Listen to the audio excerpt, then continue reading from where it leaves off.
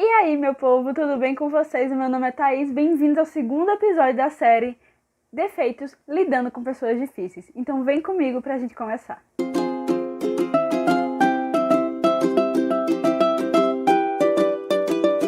Então, gente, no vídeo anterior a gente falou sobre comunicação não violenta. No vídeo de hoje a gente vai falar sobre humildade. Então, pra gente iniciar o assunto sobre humildade, é bom a gente começar também com um princípio bem importante. A comunicação procede do coração, que é um princípio cristão, e a gente vai encontrar ele lá em Provérbios 15, 28. Deixa eu ler aqui, se vocês quiserem abrir junto comigo para acompanhar, 15 e 28. Que diz: o coração do justo medita o que há de responder, mas a boca dos perversos transborda maldades. Lá em Provérbios 10, 11 também vai falar um pouco sobre isso, que diz: a boca do justo é manancial de vida, mas na boca dos perversos mora a violência. Então, a gente vai perceber que pessoas humildes, elas têm uma concepção realista a respeito de si mesma. E quando a gente tem uma concepção realista a respeito de nós mesmos, a gente fica mais disposto a conceder graça ao outro. Estamos passando em uma situação de conflito ali com outra pessoa. A pessoa que tem um coração humilde, ela vai...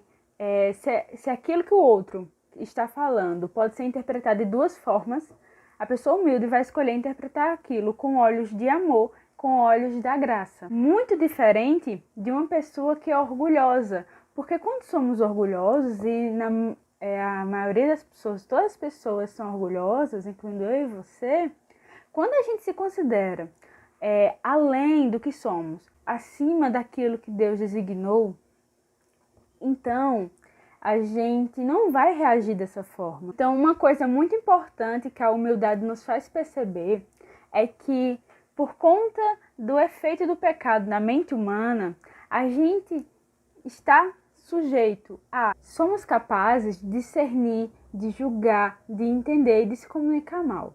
Entende? Para falar aqui com vocês, eu me baseei nesse livro aqui, que eu amo muito. É um dos livros sobre aconselhamento bíblico. O título é Resolução de Conflitos. Já falei sobre ele em outros vídeos e no Instagram também. Para vocês verem, ele me ensinou muita coisa e vem me ensinando. E eu gosto muito de compartilhar com vocês tudo. Então, os ensinamentos que ele está me trazendo caem muito bem com essa série. Se chama Resolução de Conflitos, uma compreensão bíblica e suas implicações para a dinâmica dos relacionamentos. Então, eu queria ler um trecho de Richard Baxter para vocês, antes de a gente continuar, quando ele vai falar sobre o orgulho. Então, eu queria que vocês acompanhassem aí comigo. Ele diz assim, Richard Baxter é um prolífico escritor puritano, tá? Então, vamos lá. Ele diz assim: o orgulho é um pecado profundamente enraizado e que se autopreserva. Assim, ele é mais difícil de ser morto e arrancado que outros pecados. Ele impede a descoberta de si mesmo. Ele não permite que o pecador veja seu orgulho quando é reprovado. Nem permitirá que o pecador o confesse se o enxergar. Nem odiar a si mesmo e abandoná-lo. Mesmo quando reconhece todas as evidências de orgulho nos outros, não o reconhecerá em si mesmo. Quando o pecador sente que está desprezando a reprovação e sabe que esse é um sinal de orgulho nas outras pessoas, mesmo assim não perceberá em si mesmo. Se você tentar curá-lo dessa ou de qualquer outra falha, vai sentir como se estivesse tratando com uma vespa ou uma víbora, pois mesmo quando está cuspindo o veneno do orgulho contra quem o está reprovando, o pecador não percebe que é orgulhoso. Esse veneno faz parte de sua natureza e, portanto, não é percebido como danoso ou venenoso. E por que eu trouxe um trecho do Richard para vocês? Para vocês terem uma noção do orgulho. Porque eu queria também trazer o que orgulho pode fazer com a gente na prática. E é isso que o livro traz.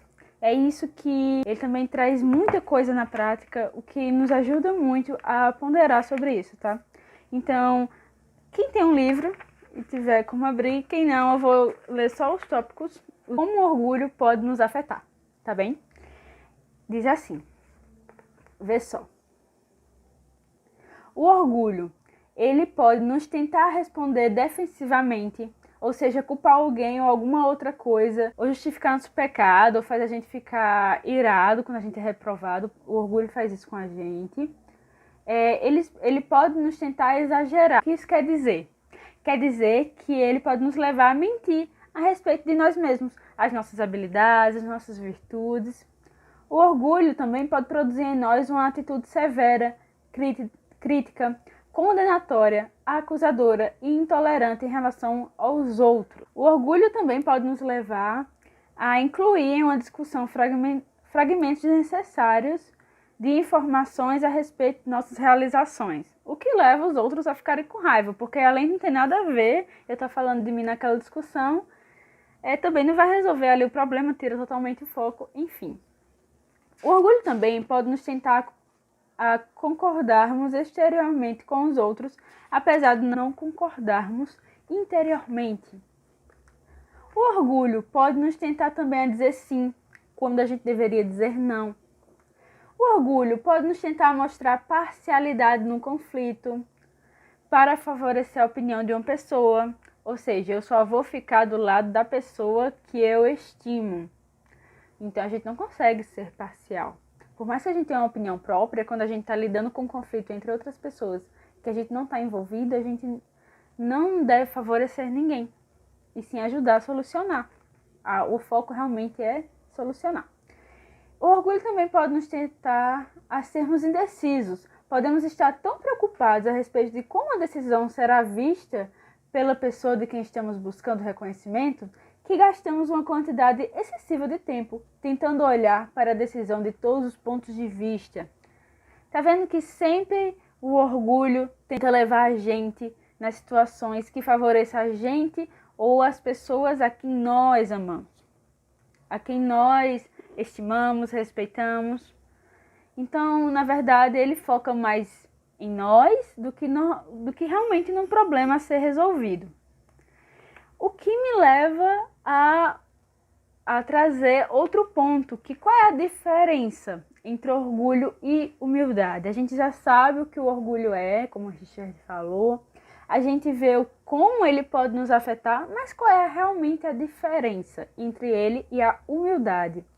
Então a gente vai encontrar essa diferença lá na página 35 a 41, vou ler só os títulos, tá? O primeiro ponto que ele traz é: o orgulho é a ilusão de que nossas realizações são primeiramente o resultado de nossos próprios feitos. E isso está errado, porque tudo que a gente faz, tudo que a gente tem, nos foi dado por Deus. Não foi por nosso mérito. Se Deus não quisesse que aquilo na sua vida acontecesse, não teria acontecido. O segundo ponto que ele traz é que o orgulho nos faz considerar a nós mesmos acima e além da condição e proporção que Deus designou para nós. Um terceiro ponto é que o orgulho nos faz desejar essa consideração acima e além dos outros também. Já é feio a gente se considerar acima. Aí a gente é um pouco mais ousado e quer que os outros também nos considerem assim. O que não tem condições, né, minha gente? Não. Um quarto ponto que é muito parecido com o segundo é que o orgulho é o desejo de exaltar nós mesmos acima e além da condição e da proporção que Deus designou para nós. Sabe quem fez isso? O diabo. O diabo fez isso antes de ser expulso do céu. Ele quis ser algo a mais, ele quis ser Deus. Então, ele foi expulso. Então, como a gente já entendeu um pouco como é o orgulho, como é que ele funciona na prática, como a gente também entendeu essa diferença entre orgulho e humildade, então eu queria finalizar o vídeo falando como a humildade nos ajuda a amar as pessoas, principalmente as pessoas que nós entramos ali em conflito algumas vezes. Uma primeira coisa, ela nos capacita a ouvir quando somos repreendidos. A gente para escutar. A gente dá valor à repreensão. daquele meu irmão. Segundo, nos ajuda a resistir à tentação de exagerar, que é como eu falei para vocês, o orgulho faz com que a gente minta a respeito de nossas habilidades, nossas virtudes, e sendo humilde, ele faz com que a gente resista a isso. Terceiro, a humildade produzirá em nós uma atitude bondosa, compassiva, respeitosa e ensinável. É muito melhor ter um coração ensinável do que um coração teimoso. A humildade nos capacitará a focar na outra pessoa e no problema. O orgulho não permite fazer isso, lembra? Ele quer focar na gente e não na outra pessoa e não no problema. O que importa é o meu ego que foi ali magoado. Enquanto a humildade diz, não, o que importa é a outra pessoa, é o problema, solucione. Dependendo da situação, repreenda seu irmão em amor ou escute a repreensão em amor também, com olhos de graça, como a gente falou lá no início do vídeo. A humildade nos ajudará a ouvir o que os outros estão dizendo. Vocês lembram do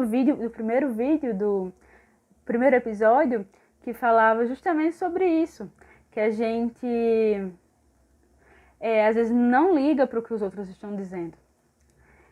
A humildade busca maneiras de corresponder e encorajar essas outras pessoas. A humildade também capacita a gente na imparcialidade no conflito. A gente já não passa ali a favorecer tanto aquela pessoa ali que nós estimamos, mas sim focamos no problema e focamos que aquela relação ali entre aquelas pessoas seja restaurada, seja restabelecida. A humildade nos ajudará a ser objetivos, então obrigando a olhar para a decisão de todos os pontos de vista, sem tentar ver qual ângulo servirá melhor aos nossos próprios desejos. A humildade também nos encorajará a sermos pacientes, mesmo quando formos contrariados ou quando mostrarem que estamos errados, ainda que os outros estejam testemunhando o conflito. E, por fim, a humildade impedirá que sejamos desordenadamente curiosos a respeito de coisas que não temos necessidades bíblicas de saber.